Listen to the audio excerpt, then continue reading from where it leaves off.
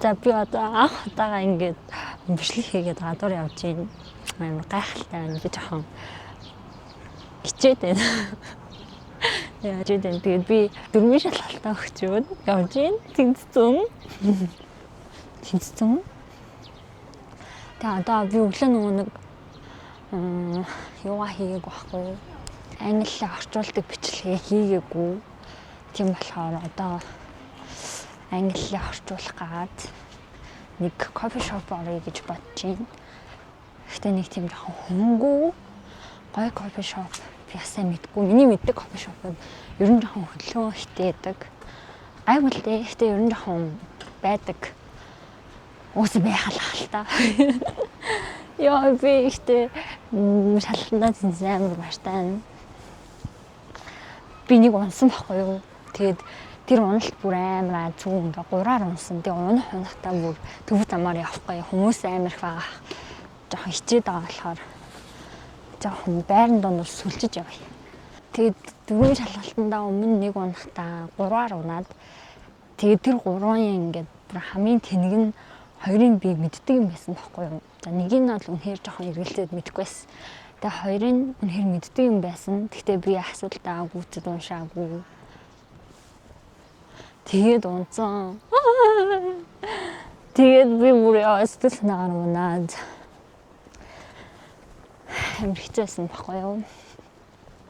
Тэгээд гэсэн сайн шалгалтандаа тэнцсэн. 100% тэнцсэн. Юм богино хугацаанд ингээд болоод өрнөдөг болохоор нэг сүртэйгээр хүмүүс боддгоо л хальтаа. Гэтэ аюу төгшүүртэй л байд юм байна. Ер нь аль жоохон төгш.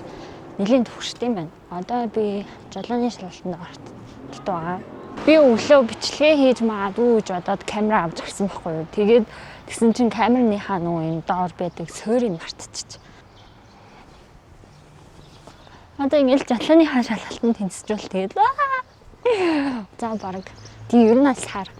Одоо ингээд жолооныхаа шалгалтанд ороод тэнцчих юм бол сарын хугацаанд стрессцэн, төгссөн зүйл маань ингээд нэг юм учраа олж талууны хүч арилгах нэ. Мэн баштан би тэгээд шалгалтандаа дөрмийн шалгалтандаа унчаад аав ээж тодлоо яриад тэнцсэн гэж бодлоо яриад. Дөрмийн шалгалтандаа тэнцсэн гэтээ жолооны шалгалтандаа орох болоогүй дараа 7 хоногт гэж бодлоо яриад.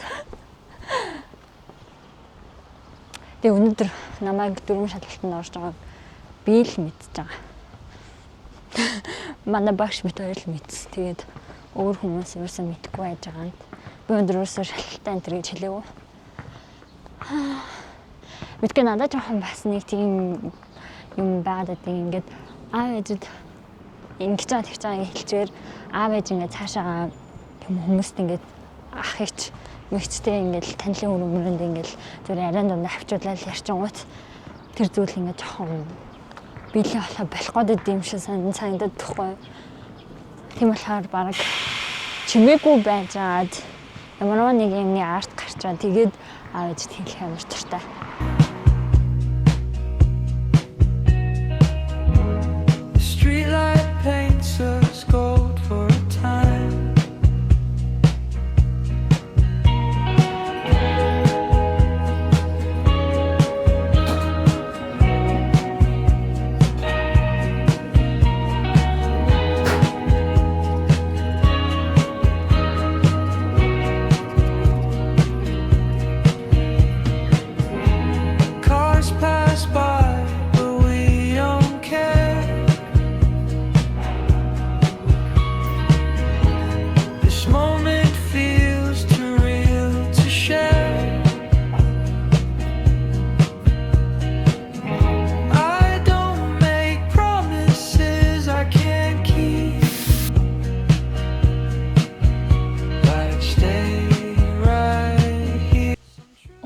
Бичлэгээс одоо ингээ 3 оны дараа 2 оны ч юм уу 2-3 оны дараа ер нь л уулзчихин сайн бацгаана уу.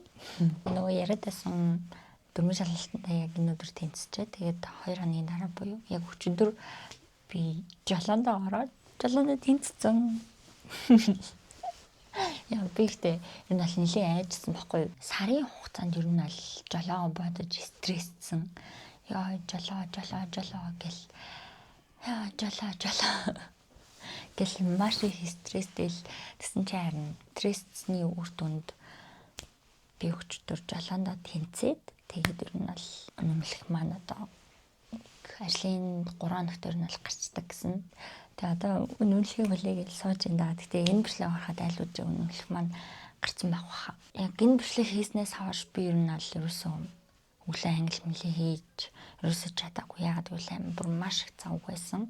Тэгээд миний бас нэг хийж байгаа юмны маань нэг юм ажил маань жоохон эхлээд тэгээд ер нь бол маш их завгүй. Тэгээд хажуугаар нь жолоомлондоо яваа шалгалт малгалтаа өгөөд ингэсээр хагаад англи мэл хийх ямар ч зам байхгүй зам. Гэтэ яг одоо ингэж эхэлчихэ. Энэ өмнөх бичлэгэн дээрээ кофе шопт сууж агаад ер нь бол нэг овоо хөргөн хэсгийг орчуулаад тавьсан байгаа. Урьдчилаад. За одоо тэгэхээр орчуулга хийлээ.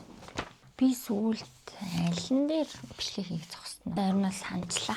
She sees ragged children running barefoot amid the rats and the broken glass. За би хэлээ. She sees ragged children running barefoot amid the rats and the broken glass. Broken glass. She sees ragged children running barefoot amid the rats and the broken glass. Broken glass. Энэ юу гэж байгаа вэ? Ударцгаая. She тэр эмэгтэй sees харах ragged. Яа. Ragged гэдэг нь ерөнхийдөө тэмдэг нэр. Тэгээ урагдсан, навсгар нооросон гэсэн утгатай. Бас юм ядарсан, цонхийсэн, туйлдсан төрхтэй одоо хүн дээр ашиглаж байгаа үед бас тэгж ашиглаж болт юм байна. Тэгж хэрэглэж. Children хүүхдүүд running run гүйх анж авчаараа present continuous төгс үргэлжилсэн цаг дээр ороод гүйж байгаа одоо тэр үйлдэлийг хийж байгаа тий гэсэн утгатай. Barefoot хөл нүцгэн гүйхийг barefoot гэдэг юм байна. Amid дундуур amid дундуур. The rat гэдэг нь харах. Rats хархнууд. Amid the rats хархнууд дундуур. And the broken glass. Broken харсан, эвдэрсэн glass шилнүүд. За одоо нийлүүлээд орчуулцгаая. Тэр урагдсан навсгар хувцастай she тэ ragged урагдсан навсгар children хүүхдүүд урагдсан навсгар тийм хувцастай хүүхдүүд barefoot хөл нүцгэн amid the rats and the broken glass хархнууд болон хагарсан шилний дундуур barefoot хөл нүцгэн running гүйж байхыг харна. She sees тэ гэд хэлсэн. Ойлгосноо. Яа, за тэгэхээр шүү дээ. She sees ragged children running barefoot amid the rats and the broken glass. Тэр урагдсан навсар хувцастай хүүхдүүд хөл нүцгэн гүйж байхыг бишийн хутлаарч. Тэр урагдсан навсар хувцастай хүүхдүүд хархнууд болон хаарсан шилний дундуур хөл нүцгэн гүйж байхыг харна. She sees гэд харна. За нэгдэх шүү заа. За эндээс ragged, barefoot, amid гэдэг 3 үгийг ер нь л тогтоод авсан байхад зүгээр гэсэн үг.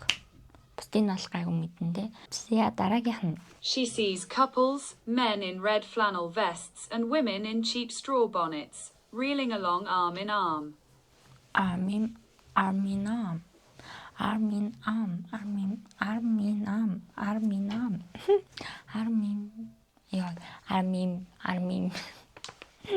She sees couples, men in red flannel vests and women in cheap straw bonnets, reeling along arm in arm. She sees тэр харна дахиад couples хосууд, men in red flannel vest, men эрчүүд in red flannel vests. Flannel гэдэг нь зөөлөн тийм дулаан, тийм носон тийм материалыг гэлдэг. Flannel гэдэг нь flannel гэж хэлнэ. Тэсээс гоё. Flannel. Flannel хэмээн. Flannel vests and women in chief straw bonnets. Vests гэдэг нь Mac хантаз тийм хантаз. Men in red flannel vests. Эрчүүд нь улаангийн носон хантаз. And мөн women in chief straw bonnets. Women эмэгтэйчүүд нь in chief straw bonnets. Хямдхан сүрэл тариа иш гэмэд хатсан ишиг хэлдэг гинэ straw bonnet сүрлээр хийсэн малгай гэлтэй мэн сүрлэн малгай нь бол хэлдэг straw bonnets хямдхан сүрлэн малгай. За дараагийнх нь reeling along arm in arm. Reeling along гэдэг нь гагалзсан явах, дайвалсан явах, алхах гэсэн утгатай мэн. Reel гэдэг нь нэг утга нь сохтуу хүн шиг эсвэл толгой иргэсэн хүн шиг тийм тэнцвэрээ алдан гахах, тийм дайвалзах, гахах, гунхах гэсэн утгатай. Along зам давуу явах. Along move хөдлөх, тийм цааш урагшаа хөдлөх гэсэн утгатай. Reeling along arm in arm. Arm in arm. Гар гараас хөтлөлцөн, гагалзсан урагшилж байна. Гагалзсан урагш алхана гэдэг ч юм. За одоо нийт нь орчуулъя хэм бол she sees couples. Тэр хосуудыг харна. Эрчүүд нь men in red flannel vests. Эрчүүд нь улаан зузаан хантаз. Мөн эмэгтэйчүүд нь хямдхан сүрлэн малгай өмссөн хосуудыг тэр харна. Гар гараасаа хөтлөлцөн гунхалзан алхахыг тэр харна. Найруулан бичсэн маагүй шүү. Би бол сая шууд газар дээр нь байсан. Эрэгтэйчүүд нь ноосн улаан хантаазтай, эмэгтэйчүүд нь хямд сүрлэн малгайтай гар гараасаа хөтлөлцөн гунхан алхах хосуудыг тэр харна. Web. За эндээс бол reeling along. Reel сохтуу хүн шиг одоо гунхалзан алхах гэсэн утгатай үгийг мэддэг байхад зүгээр ханаа. Flannel гэдгийг бас мэддэг байвал зүгээр. Straw bonnet бас мэддэг байвал зүгээр тийм.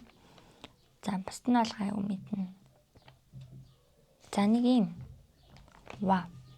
Биш мөр анх хийжсэн надад амар хурдан хийгээд ам шүү. Та хоёр үйлбэр орчуулад бас одоо намаа очно. Нэр хоёр төрс ном юм шүү зэ. We sit on the steps outside your place.